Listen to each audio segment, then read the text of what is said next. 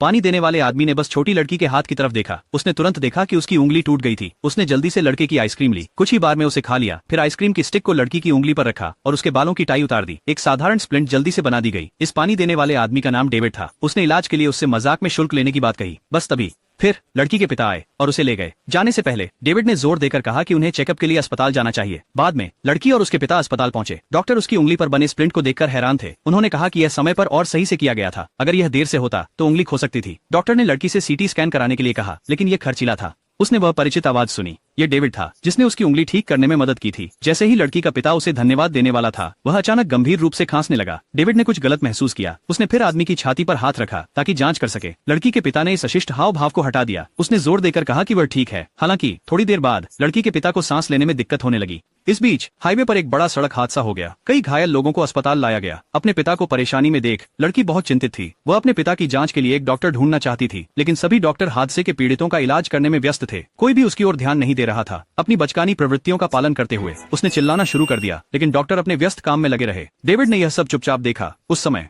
एक दयालु महिला डॉक्टर स्थिति का पता लगाने आई, लेकिन जैसे ही वे लड़की के पिता का परीक्षण करने वाली थीं, उन्हें अगली बार के ड्यूटी डॉक्टर ने बुला लिया। उन्हें अपने एक सहकर्मी से लड़की के पिता को सीटी स्कैन के लिए ले जाने के लिए कहना पड़ा। डेविड था, इसलिए वह साथ चला गया। लेकिन लिफ्ट में लड़की के पिता अचानक बेहोश हो गए। डेविड और डॉक्टर ने जल्दी से उन्हें लिफ्ट से बाहर निकाला और फिर उन्हें लिटा दिया।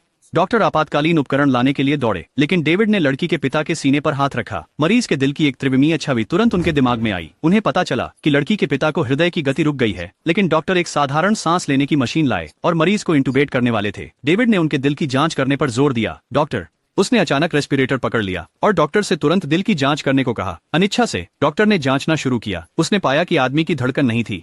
डेविड ने नर्स से डिफिब्रिलेटर लाने को कहा और डॉक्टर से सीपीआर करने को कहा। जैसे ही डॉक्टर ने सीपीआर शुरू किया, नर्स डिफिब्रिलेटर ले आई। डेविड ने मरीज को पुनर्जीवित करने की तैयारी की। डेविड के साथ लड़की के पिता की धड़कन फिर से शुरू हो गई थी, लेकिन उन्हें तुरंत सर्जरी की जरूरत थी। सर्जरी की तैयारियां पूरी हो गई थीं। उस समय वे किसी सर्जन से संपर्क नहीं कर सके जो ऑपरेशन कर सके, क्योंकि एक ट्रैफिक दुर्घटना हो गई थी। सभी योग्य सर्जन अन्य ऑपरेशन कर रहे थे। ऑपरेटिंग रूम से एक नर्स आई, ये बताते हुए कि बिना तुरंत सर्जरी के लड़की के पिता कभी भी मर सकते हैं। ये सुनकर लड़की ने चुपचाप आंसू बहाए। वह जानती थी कि केवल सामने वाला व्यक्ति ही उसके पिता को बचा सकता है। वह चाहती थी कि डेविड सर्जरी में मदद करें, लेकिन अस्पतालों के बीच काम करने से उनका मेडिकल करियर खत्म हो जाता। जैसे ही डेविड जाने के लिए मुड़े, लड़की ने उनका हाथ पकड़ लिया। फिर अपनी जेब से अपने पास मौजूद एकमात्र सिक्का निकालकर डेविड के हाथ में रख दिया। लड़की के चेहरे पर बहते आंसू देखकर उन्होंने चुपचाप यह फैसला किया कि चाहे जो भी नतीजे हों, वह उसकी मदद के लिए अपनी पूरी कोशिश करेंगे।